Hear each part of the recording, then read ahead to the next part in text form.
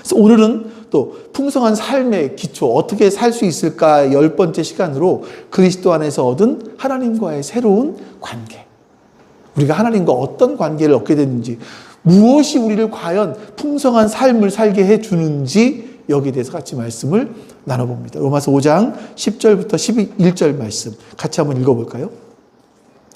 우리가 하나님의 원수일 때에도 하나님의 아들의 죽으심으로 말미암아 하나님과 화해하게 되었다면 화해한 우리가 하나님의 생명으로 구원을 얻으리라는 것은 더욱더 확실한 일입니다.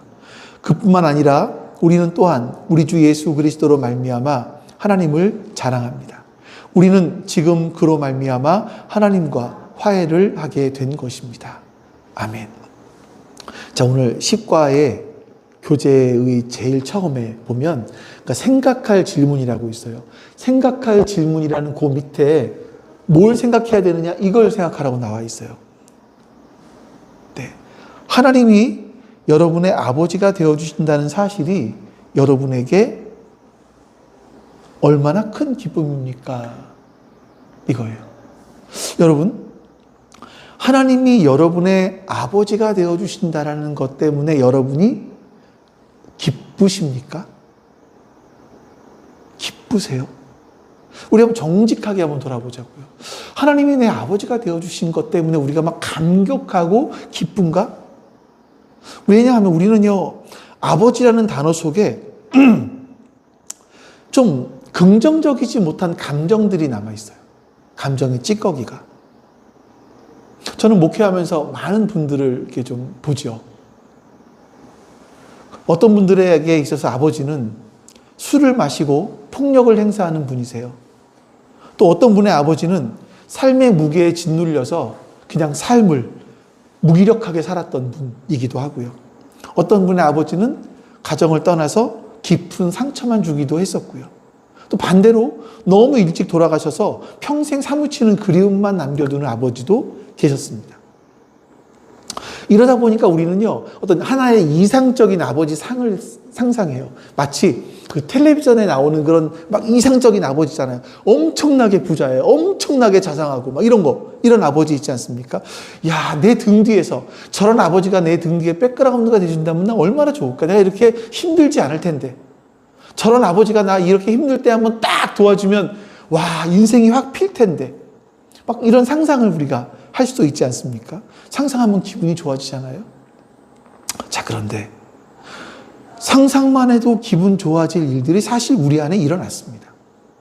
우리가 평생 그토록 부러워하던 그 완벽한 아버지보다 아버지를 뛰어넘는 분, 온 우주를 창조하시고 수천 년 역사 속에 세계를 지배하던 그 수많은 왕들, 그 왕들을 발 아래 두고 계셨던 그 창조주 하나님께서 오늘날 우리를 찾아오셔서 이렇게 말씀하시는 거죠. 내가 너의 아버지가 되어줄게.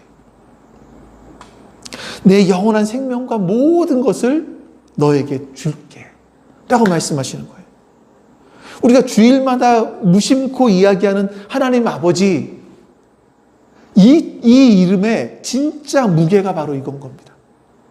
이건요, 여러분, 역사를 통틀어서 가장 믿기 어려운 기적이죠. 이게 기적인 거거든요.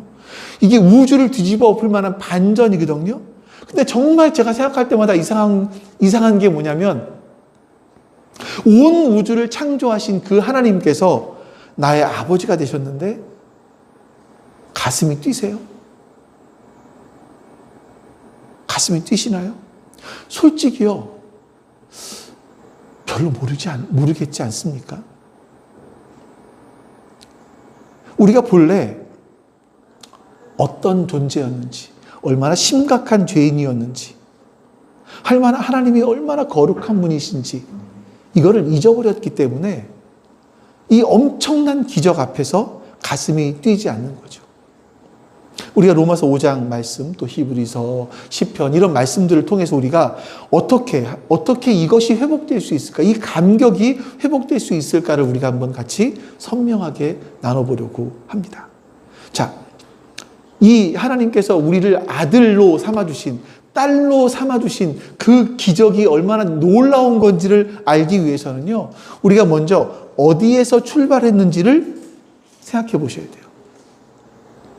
여러분, 우리가 하나님과 우리가요, 그냥 좀 서먹서먹한 관계였다, 성경은 이렇게 말하지 않습니다. 로마서 5장에 보니까 우리의 과거가 조금 연약한 존재였다, 이렇게 말하는 것이 아니라 하나님의 진노 아래에 있었다, 심지어 하나님과 원수가 되어 있었다라고 말씀하고 있어요. 자, 여러분, 혹시 여러분의 인간관계 속에서 누군가 원수가 되어서 등을 돌리고 사는 그런 분들이 있습니까? 그런 분들을 이렇게 어쩌다 마주치기라도 하면 얼마나 힘들어요? 가능하면 나의 원수된 그 사람을 만나지 않기 위해서, 좀 피하기 위해서 돌아가는 게 우리들이잖아요. 약간 돌아서 가는 게. 근데 여러분, 우리가 인간관계 속에서도 누군가와 원수가 되어서 등을 돌리고 산다는 건 정말 피말리는 고통인데, 속이 썩어 들어가는 일인데, 하물며 내 생명을 주고 계시는 그 하나님, 창조주 하나님과 원수가 되어 있었다라고 성경은 말씀해요. 하나님의 원수가 되어 있었기 때문에 사실은요, 언제 내 머리 위에 심판이 떨어질지도 모르는 그런 존재가 우리들이었어요. 우리가 어떻게 그랬습니까? 하나님의 다스림을 거부했죠. 하나님, 내 인생은 내 것입니다. 내 마음대로 살고 싶어요. 이러면서 하나님의 자리를 우리가 빼앗았어요. 그리고 하나님을 배반하고 도망간 반역자들입니다. 스스로 이렇게 원수된 관계를 풀어낼 능력이 없어서 우리는 그냥, 사실 여러분, 죽을 날만 기다리잖아요. 멸망받을 날만 기다리는 게 우리들이에요. 근데 여러분, 이걸 기억하셔야 됩니다. 하나님과 정말 이 관계 회복이 얼마나 큰 기적인지, 이것을 우리가 보셔야 되는데, 이 하나님과 우리와의 간극, 이 사이가 어떻게 메워졌는지를 한번 생각을 해보셔야 돼요. 우리가 어떻게 하나님을 아버지라 부를 수 있었을까? 여러분, 너무나 잘 아시죠? 그것은 예수 그리스도의 십자가 사건 때문입니다. 근데 다시 한번 생각해 보셔야 돼요. 진짜 십자가 사건은요, 너무나 이상한 사건이에요. 자, 예를 들어서, 우리 그럴 일이 여기서 우리 여기는 얘기 말고, 예를 들어서 저쪽에 있는 A라는 사람과 제가 원수라고 생각을 해보세요. 저 사람이 나에게 아주 큰 잘못을 저질렀어. 그러면 누가 화해를 신청해야 되죠? 누가 용서를 구해야 됩니까? 이 사람이 나한테 아주 큰 잘못을 저질렀어요. 그럼 누가 먼저 다가와서 용서해달라 그래야 돼요? 이 사람이 저한테 그래야 될 거 아니에요? 근데 하나님과 우리와의 관계에서 누가 잘못했습니까? 하나님이 잘못하셨나요? 우리가 잘못했거든요. 우리가 하나님을 반역하고 하나님을 떠났거든요. 근데 하나님이 우리를 찾아오셨어요. 그리고 내가 예수의 십자가를 통해 너희의 죄를 사해 줄게. 화해의 손길을 먼저 내미신 거죠. 사실은 우리가 하나님 앞에 나아가서 피눈물을 흘리면서 살려달라고, 제발 살려달라고 애걸복걸하는 것이 맞습니다. 우리가 사과하는 게 맞습니다. 근데 생명의 주관자이신 하나님께서 우리를 찾아오셔서 자신의 생명을 버리시고, 이렇게 말씀하시는 거예요. 로마서 5장 10절과 11절 말씀. 같이 한번 읽어보겠습니다.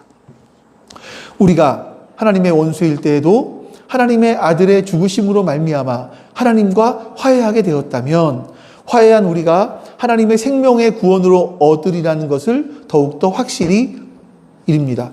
그뿐만 아니라 우리는 또한 우리 주 예수 그리스도로 말미암아 하나님을 자랑합니다. 우리는 지금 그로 말미암아 하나님과 화해를 하게 된 것입니다. 아멘.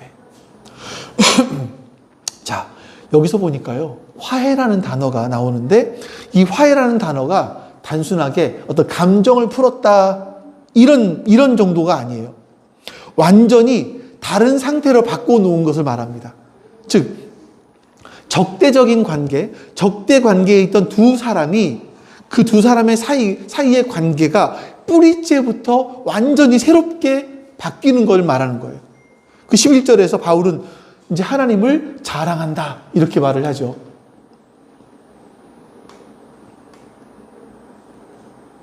옛날 성경에 있나? 예, 이 원수였던 자리에서 이제 하나님을 내 영광으로, 내 자랑으로 부르게 되었다는 겁니다.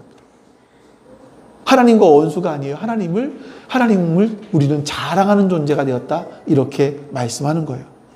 자,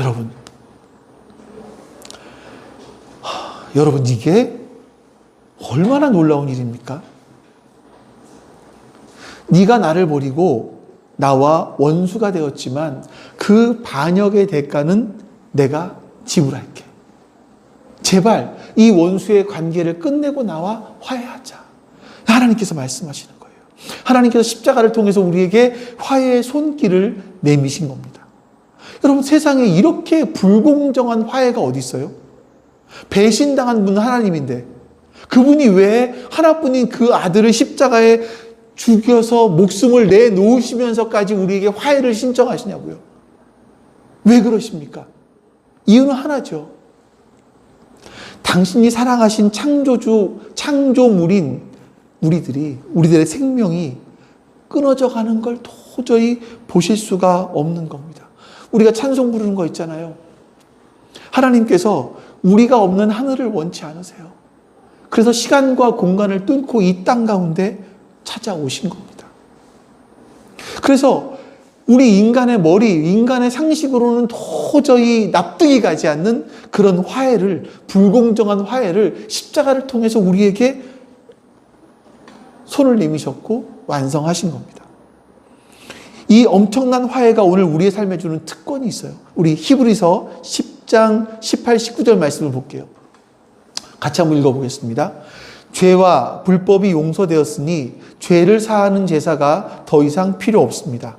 그러므로 형제자매 여러분, 우리는 예수의 피를 힘입어서 담대하게 지성소에 들어가게 되었습니다. 자, 이 말씀을 이해하기 위해서는요, 구약의 지성소를 알아보셔야 되는데, 자, 사진을 볼까요? 이게 그려본 거예요. 재미나이로 그렸어요. 나노바나나 투루. 자, 지성소라는 것은요, 하나님의 거룩함이 머무는 곳이에요. 여기 아무나 못 들어갑니다. 오직 대제사장만 1년에 딱 하루. 그것도 대속죄일이라 그래서 이스라엘 백성들의 모든 죄를 씻기 위해서 짐승의 피를 가지고 들어가요. 그리고 저 뒤에 있는 언약궤 위에 번제단이 있는데, 번제단이 아니라 언약궤 위에다가 피를 뿌리면서 이스라엘 백성들의 죄를 하나님 앞에 고합니다. 용서해달라고 기도하는 거예요. 그런데 여러분 아실 거예요. 제가 몇 번 말씀을 드렸으니까. 제사장의 옷 밑에는 방울이 달려 있죠. 또 발목에는 뭐가 달려 있습니까? 끈이 달려 있어요. 성전 밖에서 사람들은요, 이 제사장의 옷깃에 있는 방울 소리가 들리는지 안 들리는지 여기에만 귀를 기울입니다. 만약에 이 제사장이 하나님 앞에 자신의 죄를 다 용서함 받지 못하고 이 안에 들어갔어요. 그러면 즉사합니다. 이스라엘 백성들이 너무나 큰 죄를 저질렀음에도 불구하고 그냥 별일 없이 들어갔어요. 그러면 즉사합니다. 그럼 방울 소리가 멎어요? 어떻게 되죠? 다른 사람이 이 제사장이 시신을 꺼내기 위해서 들어가면 그 사람도 죽기 때문에 어떻게 하냐면 밧줄을 잡고 끌어당기는 거예요. 밖에서 조심스럽게. 그러니까 이 제사장이 죽었다라는 얘기는 이스라엘 백성들의 죄가 용납받지 못했다라는 얘기고 제사장이 죽었다라는 뜻이기 때문에 이런 일들을 해야 되는 겁니다. 여러분, 원래요, 하나님 앞에 나아간다는 것은요, 이렇게 두려운 일이었었습니다. 하나님 앞에 함부로 못 나가는 일이에요. 1년에 한 번 나간다니까요. 그것도 대제사장만 나간다니까요. 그것도 내가 혹시 즉사하지 않을까 두려워하면서 나가는 곳이 성전, 하나님 앞이라니까요. 자, 그런데 우리는 은혜의 보좌 앞으로 나아갑니다. 여러분들이 교회에 나와요. 지금 여러분들이 하나님 앞에 계시는데 두려우신가요? 여러분 두려우십니까? 우리가 하나님을 생각할 때 이제 뭘로 바뀌었냐? 하나님이 어떤 분 같냐면 그냥 내가 원하는 거 들어주는 분.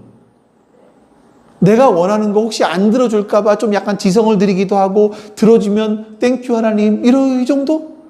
마치 이 자판기 같은 분.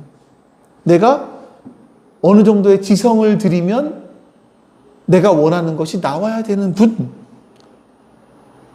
이 정도로 생각하는 건 아닌가?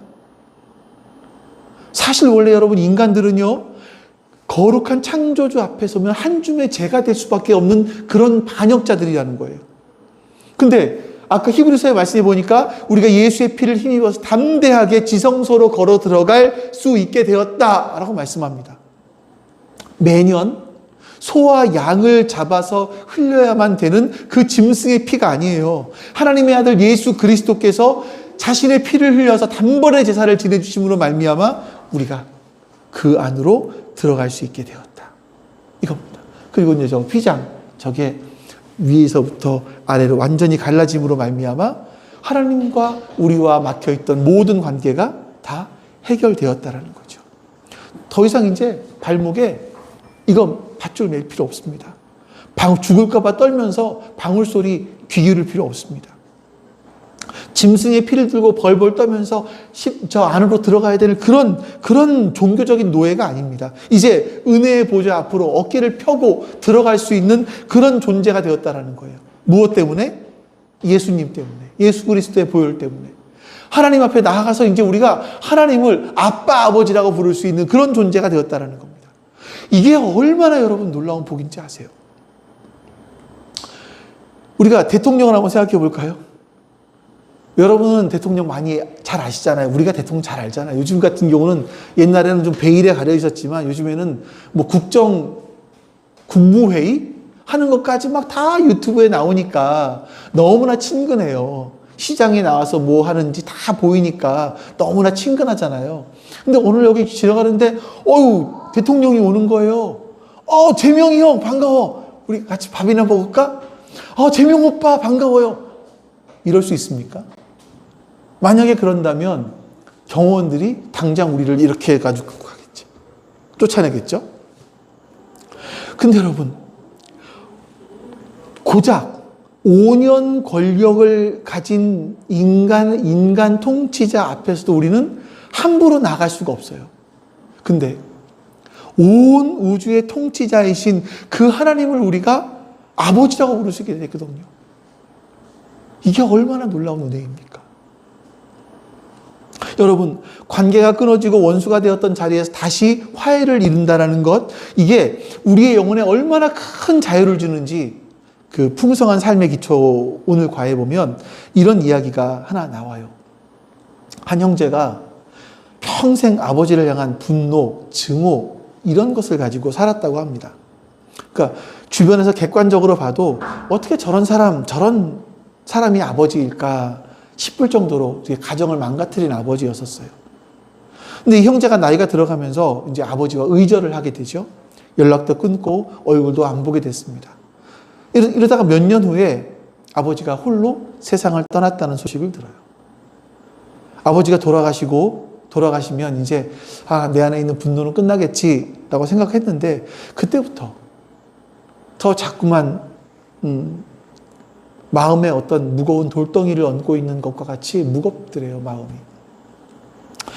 근데 어느 주일날 용서에 대한 설교를 듣는데 아버지에 대한 용서를 생각하게 되더래요. 그리고 한 번도 가보지 않았던 아버지의 산소를 물어 찾아갔고 그 산소 앞에서 아버지 너무 미웠다고 이제 용서한다고 아버지도 나를 용서해 달라고 이렇게 이야기를 했다고 합니다. 그날 이후로 평생을 짓눌렸던 이 감정의 무게 이런 것들에서 우리 영혼이 그 사람의 영혼이 자유로워지는 걸 느꼈다. 이런 이야기를 해요.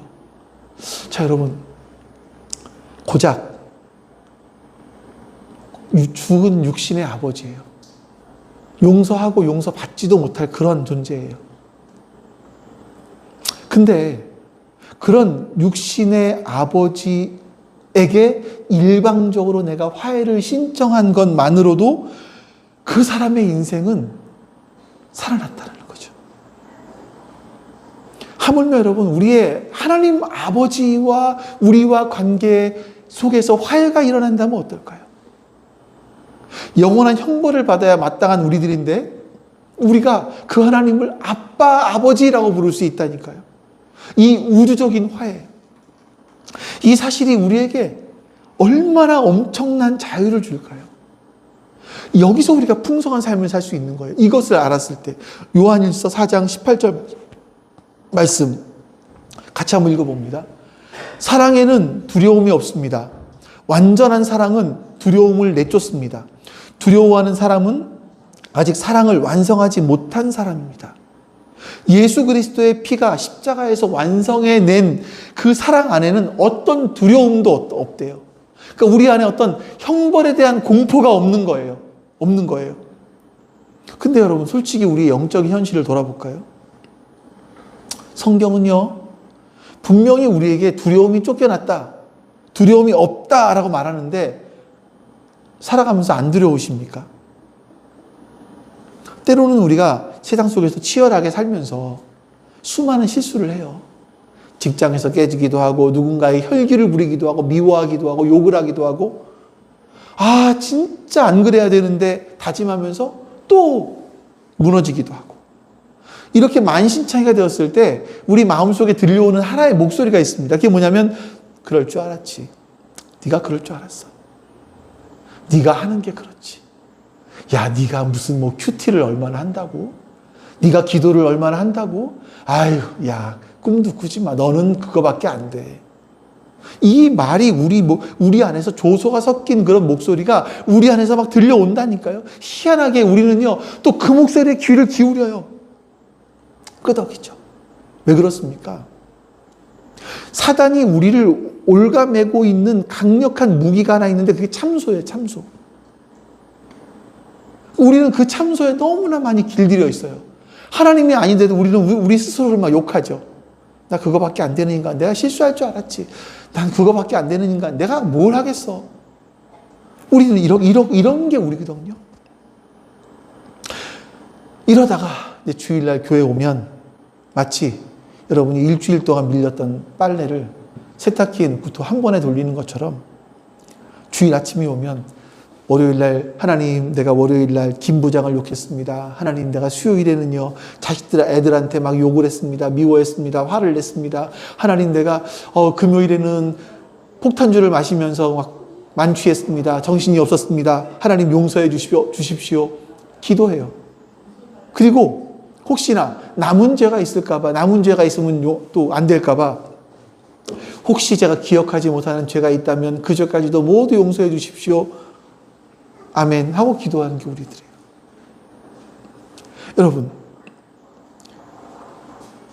예수 그리스도께서 우리에게 해놓으신 그 용서가 얼마나 놀라운 거냐면요, 우리의 죄가요, 우리가 얼마나 하나님께 우리의 죄를 간절히 용서해달라고 애원하느냐에 따라서 용서받고 못 받고가 아니에요.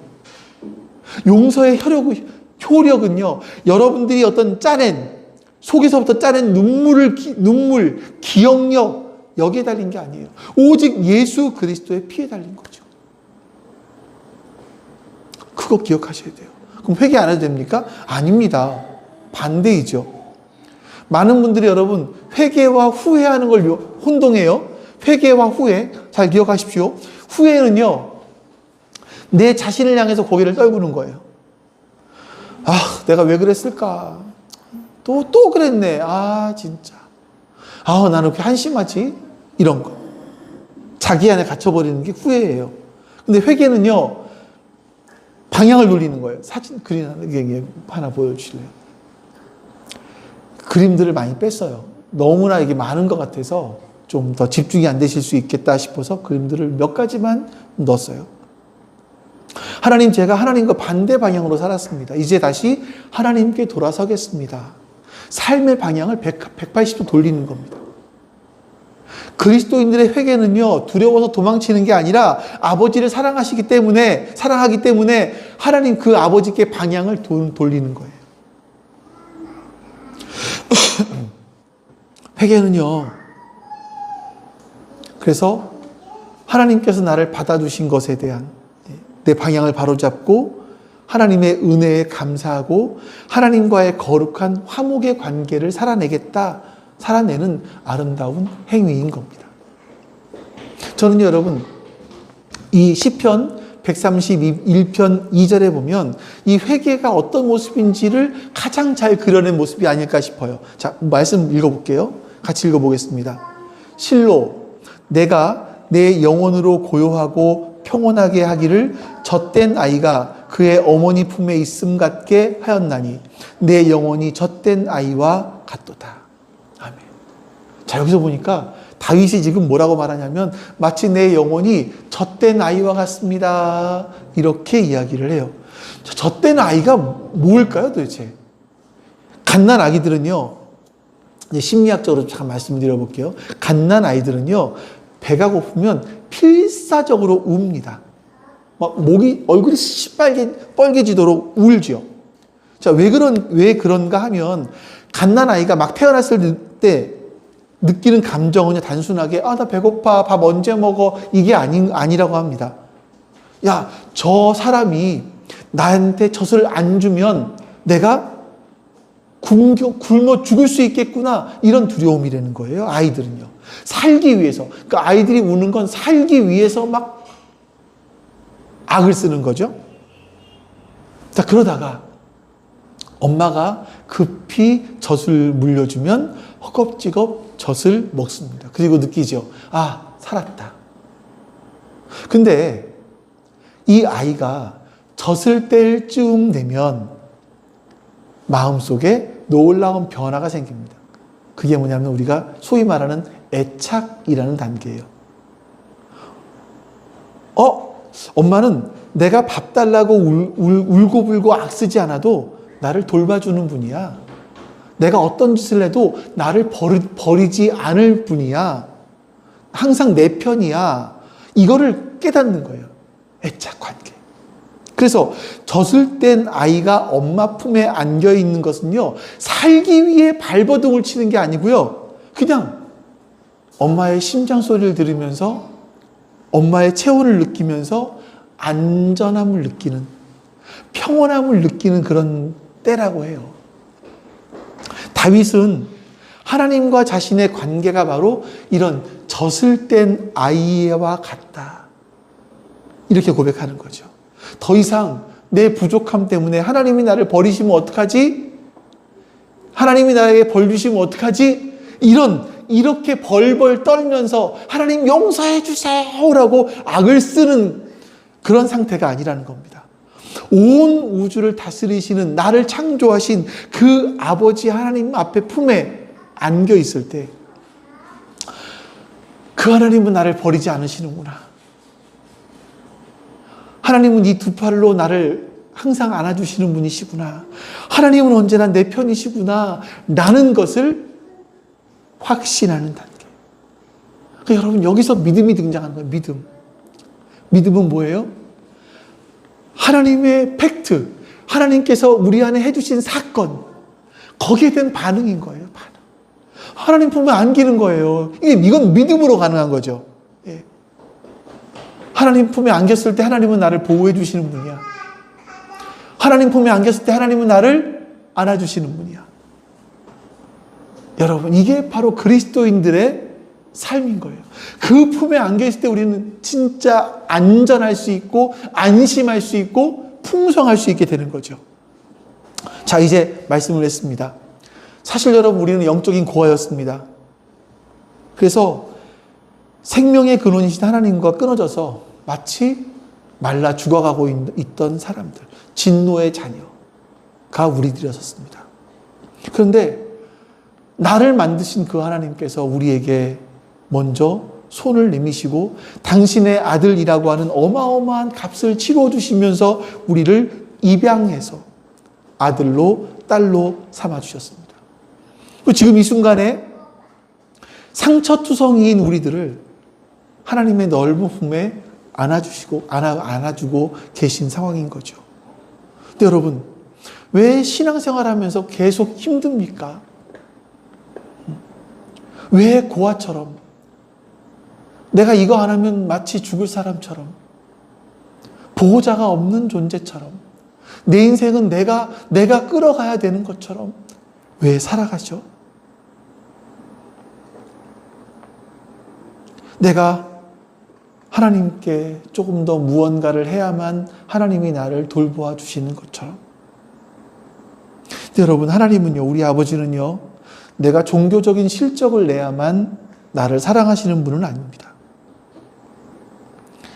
여러분들이 오늘 말씀을 듣고 이 말씀을 기억하면서 믿음으로 하나님 품이 가장 안전한 것을 믿습니다. 하나님 품에 안겼을 때 하나님의 보호하심이 나의 안에 있을 것을 믿습니다. 그러면서 주님 품에 안기면 주님이 얘야, 지쳤지? 힘들지? 내 품에 안겨라 라고 말씀해 주시는 그런 분이시라는 것을 여러분 기억하시기 바랍니다. 세상에서 여러분들이 이리 치이고 저리 치이고 억울한 일을 당하고 죄의 유혹에 빠져서 여러분의 마음이 만신창이가 되어 있을지라도 아빠 하나님 하고 부르면서 주님 품에 안기면 주님은 언제든지 우리를 안아주시는 그런 분이십니다. 젖된 아이가 엄마 품에 안겨서 평안히 숨을 쉬는 것처럼, 마음의 안정을 얻는 것처럼 여러분 하나님 앞으로 달려나가시길 바랍니다. 우리가 깊이 누려야 할 것은 주님의 완전한 용납 안에서 누릴 수 있는 쉼. 완전한 쉼. 그리고 이제 그 힘을 얻고 세상으로 다시 나아갈 수 있는 거죠. 여러분, 한 주간 동안 살아오시느라 참 애쓰셨습니다. 직장에서 무시당하지 않으려고, 가정에서 무너지지 않으려고, 내 가치를 스스로 증명해 보려고 발버둥 치느라고 참 고단하셨을 겁니다. 이제 그 무거운 짐을 내려놓으십시오. 여러분을 향한 정죄, 참소의 목소리를 듣지 마시고 지성소의 그 무거운 휘장이 이미 찢어진 것을 믿음으로 받아들이시고 십자가의 피로 값주고 사신 여러분은 이제 은혜의 보좌 앞으로 나아가 있다는 사실을, 아버지 품에 안겨 있다는 사실을 믿음으로 기억하십시오. 그래서 오늘 이 시간 우리 모두가 젖된 아이가 되어서 그 크고 영광스러운 아버지 품에 안길 수 있기를 소망합니다. 세상이 줄 수도 세상이 알지도 못하는 그 안전한, 그 평안함, 그것이 우리의 상처받은 우리의 영혼 깊은 곳에 가득 채워지기를 예수 그리스도의 이름으로 소망합니다. 하나님, 우리는 자꾸만 세상에서 안전을 얻으려고 합니다. 나에게 무엇이 충족되면, 나에게 어떤 것들이 있어지면 우리는 안전할 것이다, 이런 생각을 하지만 하나님, 사실 세상의 그 어느 것도 우리에게 영원한 안전을 보장해 주지는 못합니다. 그러나 주 아버지 품 안에 안겨 있을 때 우리는 참된 안전, 참된 평강을 얻을 수 있는 줄로 믿습니다. 하나님, 내 생각, 내 뜻, 내 계획, 이것이 아니라 주님의 말씀을 의지하고 주님 앞으로 나아갔을 때 주님의 크신 계획, 내 인생 속에 주께서 하시고자 하시는 그 크신 계획을 내가 신뢰하며 주 앞으로 나아갔을 때 우리는 두려움 없이 참된 평안과 참된 안식을 누리게 될 줄로 믿습니다. 우리가 바로 그렇게 젖을 뗀 아이처럼, 그 어머니 품에 안겨있는 그 아이처럼 참된 안전을 하나님 안에서 찾게 해 주시옵소서. 하나님의 약속 안에서 누리게 해 주시옵소서. 감사드립니다. 여호와는 내게 복을 주시고 너를 지키시기를 원하며 여호와는 그의 얼굴을 내게 비추사 은혜 베푸시기를 원하며 여호와는 그 얼굴을 내게로 향하여 드사 평강 주시기를 원하노라. 아멘. 이제는 우리에게 참된 안전을 주시기 위하여 이 땅에 오신 예수 그리스도의 은혜와 그 아들을 우리에게 보내시기까지 우리를 사랑하신 아버지 하나님의 크신 사랑하심과 그 사랑하심이 우리의 가슴에 절절히 와닿게 해주시는 성령 하나님의 은혜가 지금 주 앞에 모여 예배드린 모든 하나님 백성들 머리 위에 지금부터 영원토록 함께 하시기를 간절히 축원하옵나이다. 아멘.